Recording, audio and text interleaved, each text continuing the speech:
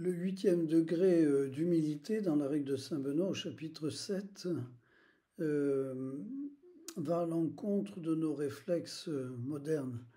C'est-à-dire qu'il s'agit là de se disposer à titre personnel en fonction du bien commun et de considérer combien la règle commune que nous sommes d'accord pour vivre ensemble représente un point de référence auquel je ne peux pas échapper vraiment.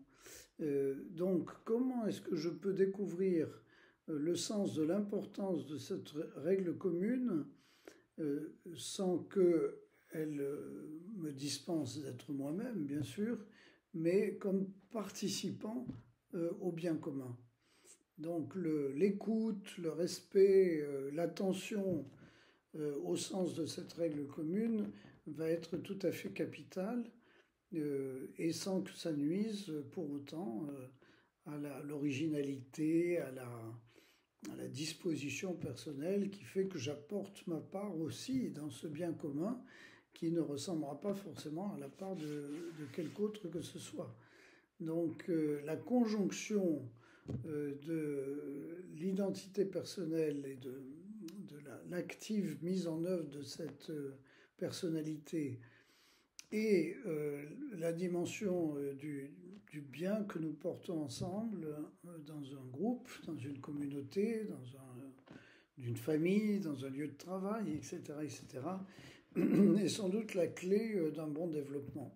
Et il faut y être attentif. Alors ça demande quelquefois une certaine relativisation de l'impératif de mon individualité comme une espèce de règle prioritaire sur la règle commune. Si je veux imposer à tous ce que je suis simplement, d'une manière qui ne tienne pas compte du fait qu'il y a d'autres personnalités qui sont différentes de la mienne et que nous devions nous retrouver sur une base commune, eh bien probablement il y aura une difficulté à vivre le projet ensemble, quoi. Et l'humilité fait partie de ce chemin de disposition équilibrée entre soi-même et le groupe. C'est tout un travail de bon positionnement, en quelque sorte.